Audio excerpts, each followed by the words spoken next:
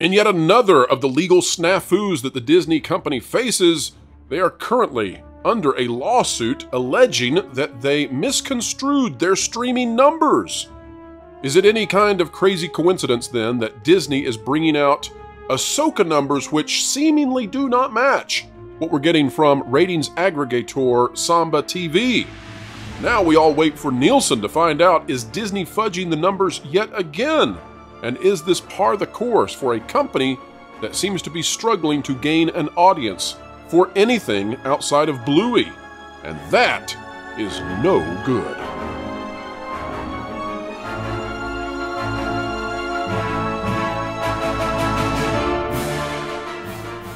Hello, ladies and gentlemen, and welcome back to the WDW Pro channel. We're so happy that you're here, and we hope that you're happy to be here. We endeavor to explain entertainment, keep you ahead of the culture curve, and add value to your precious day and time. So folks, let's get right to it. We've got a conversation today talking about Ahsoka, the latest live-action Star Wars show on Disney+. Samba TV came out and said that the viewership was no good, no bueno, and Disney came out and said, hold on, wait a minute, we've got numbers that say otherwise. The problem here, of course, is that we're not sure which numbers to believe. Even worse, we're not sure exactly how Disney is calculating those numbers. We've looked at it, we've studied their formula that is alleged to be the way they do it, and it's really confusing. So folks, strap in. Let's get to the conversation with the panel right now. All right, well, fantastic. Well, folks, we made a promise to you, and we intend to hold to it. It's going to keep getting spicier and spicier. Our next topic up is going to be the situation we see going on with Star Wars and with Ahsoka. And you know what? You might say, well, that's not as spicy. It's definitely interesting, but it's not as spicy. Well, until you consider the fact that Disney is currently under a lawsuit for faking their streaming numbers. Now, that is alleged, right? That is what is being part of the allegations against Disney. But what a thing it is that at the same time they're getting hit with that, they're also coming out with this. Let's talk about it. And I'm going to try to bring a new angle to this that you may not have heard before. This out of the direct by Nathan Johnson. Lucasfilm issues statement on Ahsoka show amid concerns of poor performance. Lucasfilm recently released an official statement about the Ahsoka series on Disney Plus, detailing the premiere's viewership numbers. Ahsoka is off to a hot start on Disney Plus as the former Jedi, alongside Natasha Liu, Ordeso Sabine Wren. It's on the hunt for Grand Admiral Thrawn and Ezra Bridger. The first two episodes already premiered on the streaming platform, making history as the first Disney Plus titles to debut on Tuesday evenings at 9 p.m. Eastern. Gosh darn it, that's the greatest history that can be made. Both critics and fans seem to enjoy the first two installments of the series, even though they did include some head-scratching moments for those who enjoyed the prequel trilogy. Samba TV, oh, those rascally folks, recently reported that Ahsoka had only been watched by 1.2 million viewers, boys and girls, in its first 6 days on Disney Plus. Divide that number by 6, and you'll get a number that's not very impressive per diem, causing concern among fans due to past Star Wars shows such as The Mandalorian and The Book of Boba Fett, garnering higher viewership, and not by a little. Lucasfilm, though, has since released its own audience numbers, adding further context to how Ahsoka performed on its debut, giving us basically meaningless numbers, folks. Here's what it's saying. We'll put, by the way, the link to this article is in the description if you want to click on it and read the whole thing. 1.2 million viewers is what Samba TV says. 14 million plus is what Disney says in terms of views. Okay, households versus views. One measuring domestic, one measuring international. Now, here's the problem. The problem, panel, is that even if we say to ourselves, okay, Samba is measuring American households, and they got 1.2 million, and Disney is measuring total viewership all over the planet. Even if we say that, even if we try to believe it, here's the problem. We all know that Star Wars is very heavily loaded towards the domestic side. Whenever we see Star Wars at the box office, it is one of the most domestic-leaning properties out there. It does not perform anywhere close internationally. Now, assuming that each account, each household that was counted by Samba TV has 3 people, okay? That still gets us to 3.6 million viewers, let's say. And that's being very gracious, I would say, towards what Disney is proposing. If we were to even say that the international numbers match 100% with the domestic, and it's a 50-50 ratio, which would be exceedingly unlikely, we still only arrive at something like 6 to 7 million total. In other words, we are still, with the most gracious way possible of running these numbers, we are still at half of what Disney is suggesting. Well, therefore, I kind of think this is unlikely. Tom, though, you have given this some thought. What do you say about? I did run some numbers, because their entire worldwide audience signed up for Disney Plus is somewhere between 140 and 150 million subscribers. Their domestic is between what, 40 and 60 now, I guess is what they're at. So the domestic, I believe the last time I looked, was somewhere around 60. The total for the entire world, and that includes domestic, so domestic is a percentage of this, is 156 as of the last report. Okay, yeah. So like my numbers were a little different, but they were close enough to where I guess you could extrapolate that from that much worldwide potentially, but at the end of the day, that's still horrible.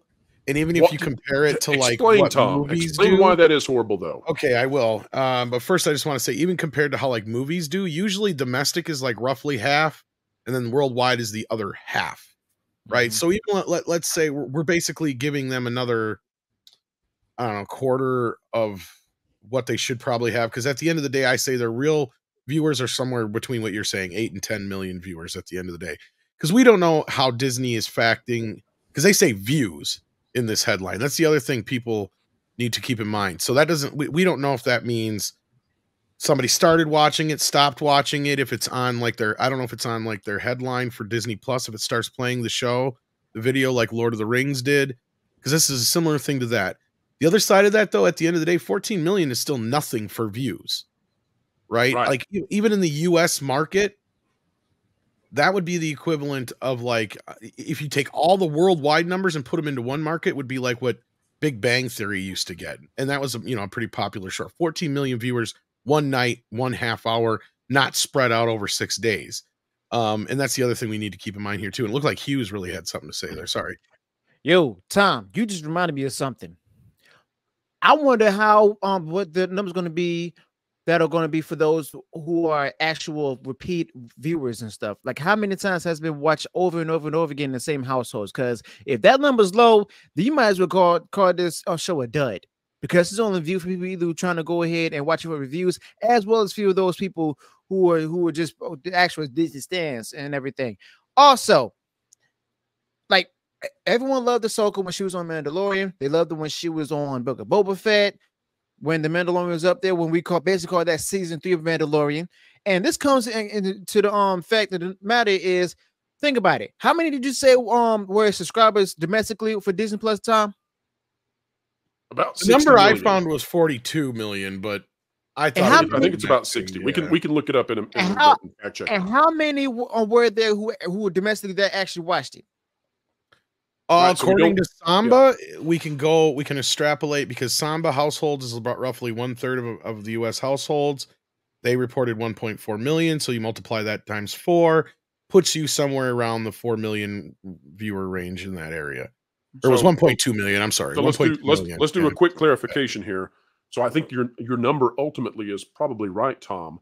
What Samba TV does is they take the numbers that they have off the percentage of devices that they're able to view, and then they extrapolate that number out, applying the same percentage of viewership to all devices as if those are representative. So they're using a sample size to extrapolate what they believe is the full number.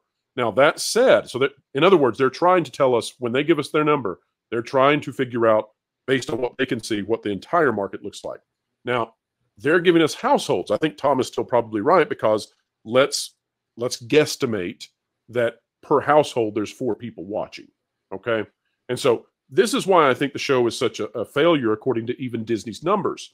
And Matt, I want to get your take on this, but if we assume for a moment that there are 150 million subscriptions to Disney Plus in the world, that's subscribed accounts. That is not individuals. And so we all know that there are multiple people watching these subscription accounts. Let's say that the average is 3. We don't know what the average is, but if there's 150 total million accounts and there's 3 people behind each account on average, you arrive at 450 million potential sets of eyeballs. Now, you're telling me from Disney that they only have 14 million, and that's the best case scenario because Disney is clearly trying to get ahead of the narrative. 14 million out of a potential audience of 450 million. Not good, Bob. So, Matt, what make of you of this? So if you look at Disney's worldwide subscription numbers, or Disney Plus's worldwide subscription numbers at the end of the second quarter of 2023, they were reporting 157 million subscribers down. They lost basically 4 million. It was down from 161. But if you further extrapolate that, so 14 million out of 157 million, that's about 9% of their subscriber base is tuning into Ahsoka. Yeah, it's a very low percentage. Yeah, and that's being a little bit generous, right? Because we don't know how many people per household per account. We don't know if multiple viewing sessions. So say you watch 15 minutes and come back later to finish. Yeah, we don't know if that counts as a second viewing, etc. Yeah, but like in terms of streaming, and I've been a big kind of like proclaimer of this for a long time, is that streaming metrics are a little bit different from traditional TV metrics, whereas with traditional TV, ratings are important because that's what you base the advertising rate on. With subscription-based services like Netflix and Disney Plus and stuff like that, the real metric that people look at is retention rate and subscriber rate, because the more subscribers you get, the more money you pull in, and the more you retain those subscribers, the more steady your income is month to month. And so the real question becomes, like, it's not about how many people are watching Ahsoka, it's about how many people are staying subscribed to Disney Plus because of Star Wars content. And if you have a 9% audience rate of Disney Plus that's watching Ahsoka, then basically you can assume that the retention rate for Star Wars is roughly about 10%, right? Like, just being generous, rounding off numbers.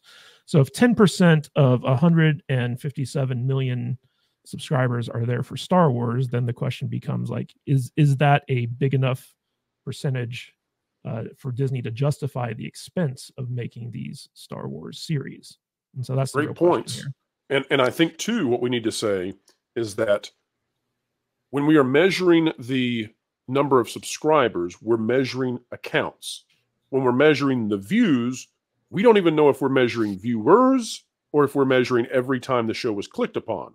So I think your 9% is as kind and generous as we could possibly be to Disney.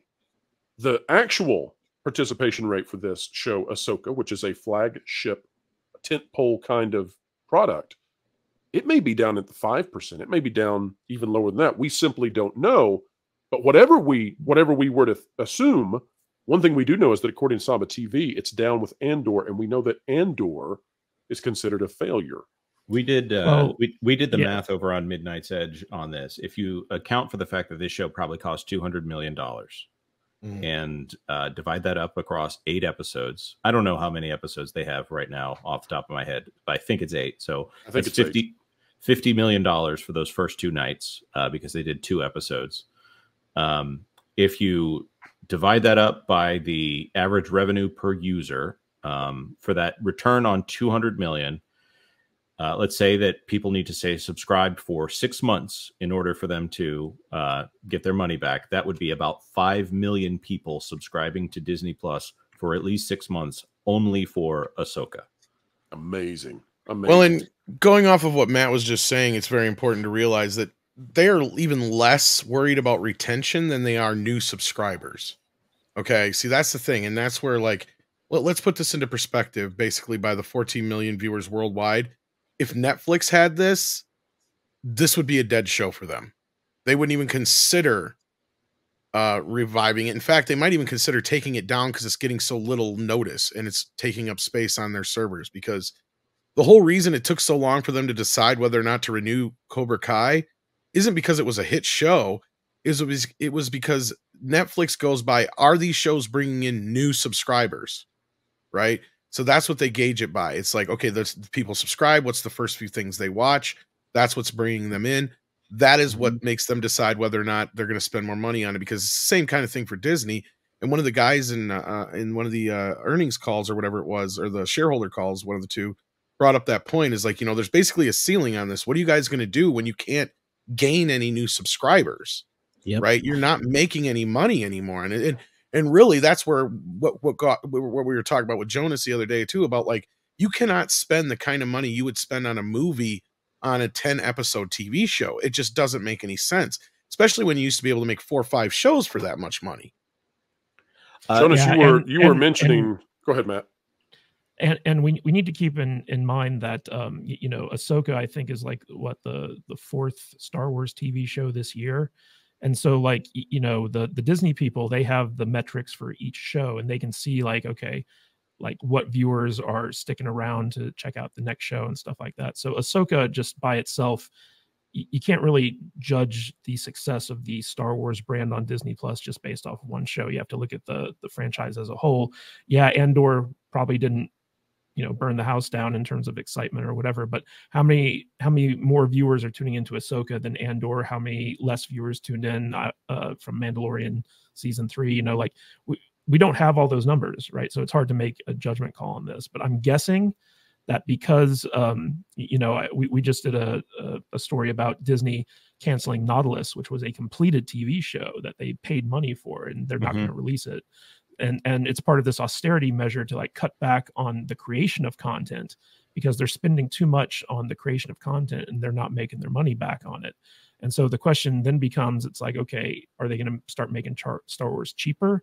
Are they going to stick to like the 30-minute instead of like 1 hour format in order to control costs? It's like, what are they doing in order to keep this franchise strong on the service versus not breaking the bank? Like Tom said, it's unsustainable to be spending feature film levels of money on TV shows that aren't pulling in new subscribers. I'll add that 30 minutes of Ahsoka was a lot more entertaining than an hour and 45 minutes of Ahsoka. That's not me just trying to be mean. It was better, even though nothing happened. It was much more entertaining. So, Pro, I think you were referencing my thing in the back there about Hulu. Yes, you've got a theory now about why they want to kill Hulu, which, by the way, I think we exclusively brought that out weeks ago, talking about the idea that, according to our sources, Disney wants to buy Hulu to kill it, which is bizarre. But, Jonas, you've got a theory.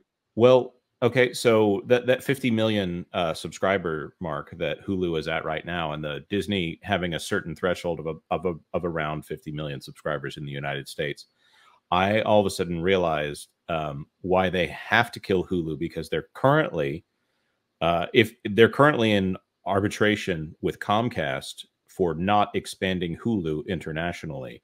And for those of you who aren't aware of it, the Star brand, the Star Blade in Disney Plus, is essentially Hulu overseas. So all of these overseas figures that they have are Disney Plus Hulu content, just not under that name. It's just Disney Plus over there, even though you're getting 2 streaming services worth of content. Very interesting. Hulu over here gets double the average revenue per user as Disney Plus. If they expanded Hulu internationally and put Disney Plus under Hulu, then that would cause them a lot of trouble if they settled with Comcast this arbitration, and then all of a sudden said, "Oh, now we're going to do what's in the economic best interest of the shareholders," which is in this case Comcast and Disney. That would show their hand that they have been actively suppressing Hulu, which, by the way, fairly certain they are, allegedly.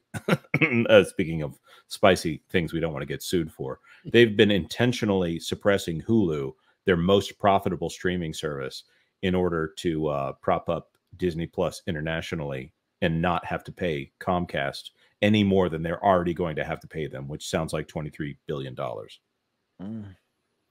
Fantastic analysis, Jonas. Absolutely.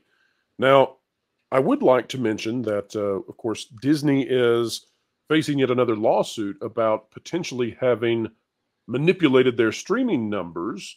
What do you all make of the idea that Disney has worked so hard to try to stay relevant, and yet Nielsen, time and time again, Nielsen puts Disney Plus in a very difficult position, because we'll see these great numbers for Netflix. And of course, remember, Nielsen measures differently than Samba TV. Samba TV measures based on did you watch at least 5 minutes? Good, you're counted.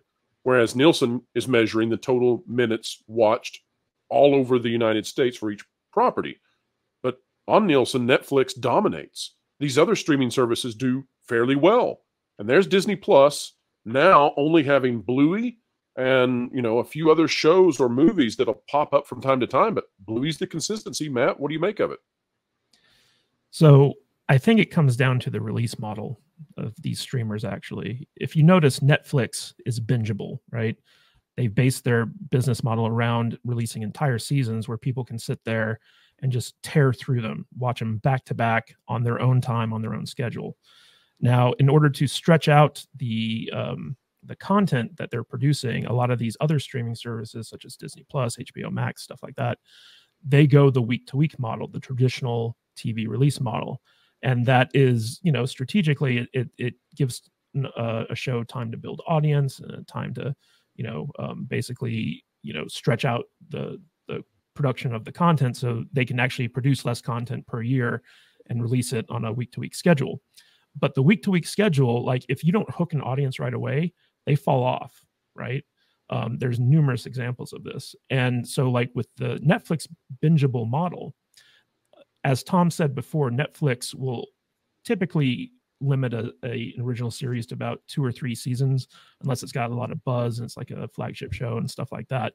And the reason for that is because they found through their metrics is that beyond 2 seasons, it becomes a loss leader, or it's not pulling in new people. It's just there for the current fans to keep them subscribed. And so like that money's better spent on like new property that'll bring in new buzz and new audience. And I think that these streamers that are trying to keep the traditional week-to-week model alive are shooting themselves in the foot, because it's proven that Netflix has that key bingeable model, which is basically, you know, TV on demand, you know, anytime you want to watch it. And so that's really the issue here, is I think that because Disney does the whole week-to-week thing, especially with shows like Andor and stuff like that are slower and need to be bingeable in order to actually like enjoy them, you get fall off. You get audiences that tune out because they get bored. You're seeing the same thing with Ahsoka. Like the first 3 episodes, people said it's so slow, it's so boring. It's like, well, if they had dropped the whole season, then people could kind of power through the boring stuff to get to the good stuff. Yeah, and that also. So I think it's a flaw in the business model. I think you're probably right. The problem that Disney has right now, and I'm not saying you're wrong, I'm saying Disney is wrong. Disney doesn't have any content to release on Disney Plus right now. I keep track almost religiously of what Disney Plus has been putting out, and the only things that appeared on that streaming service this week were the single episode of Ahsoka, part of a National Geographic show. I think this one was about fishing or surfing. I don't know. It kind of blurs together. And a Disney Channel series, like 4 episodes of a Disney Channel series called Pretty Freaking Scary. I got to say, those are some disparate audiences right there. And if they're trying to feed, I mean, that's also a failure. That's also a failure in the programming and things, right? Yes, absolutely. So, I mean, it's like you can make very cheap children's fare. You can make very affordable, like fare for adults, and put it out there. You know, like you don't need to be spending like $200 million on like on a half-hour episode, you know, 8 episode series. It just, you know, it really makes me wonder, like, who's in charge over at Disney and why are they making these decisions? Yeah. The thing that always comes up when I think about this is, if this was an animated show and you were getting the appropriate audience for an animated show, would it not be a waste of $200 million? Like, it obviously would cost less if you just went ahead and animated it, and then you wouldn't have the same criticism that you do in live action. They don't know the viewers, they don't know the numbers, they don't even know the metrics, because the simple fact of the matter is they don't want to pay attention to that. They don't want, like Tom said, they're more focused on getting more people and viewers and subscribers and everything, that they forget about the ones that they've got from the beginning of since Mandalorian season 1. They lost those. Now they're going to be losing more, to the point, and even they're not even going to get any newer subscribers. On point blank, because of the fact that they're more focused on trying to keep the check marks going with the DEI initiatives instead of telling a great story, let alone contradicting the books and novels that were written back in the 90s. I mean, it's sad. Good points. Absolutely. But just to Go add ahead, to that real quick, it's obvious that the people at Lucasfilm don't know who their demographic is. They're trying to change the demographic of Star Wars, and so they're making stuff for entire audience segment. Young audience. That is not the audience segment that brought Star Wars to become one of the most profitable IPs of all time. They're actually moving away from that. And so until they get back on track and start actually like making Star Wars for the audience that loves Star Wars, they're going to keep floundering. Ladies and gentlemen, that is a wrap yet again. Put one in the can. The Pro Show live, Thursdays, 5 to 7 p.m. Eastern Time. You can catch the entire thing. This clip, though, I hope was a dandy for each and every one of you out there in keeping you ahead of the culture curve and understanding what is going on with Disney, with Ahsoka, with Star Wars, and these lawsuits about their streaming numbers. Who knows what is going to play out, but I guarantee you that we will be covering it and ahead, if we can it possibly be, ahead of every other source out there. Although let me say that we have many friends and many channels in our orbit who will be right in lockstep with us. We'll share the info, we promise. And folks, we promise too that if you click that like button, share, subscribe, and if you click that little notification bell, well, you help us and you become the electricity that drives everything we do here. We appreciate it so much. Drop a comment down below and tell us what you think about the conversation as well. We read them, we respond. And wherever you are and whatever you're doing, keep learning, keep growing, and keep having fun.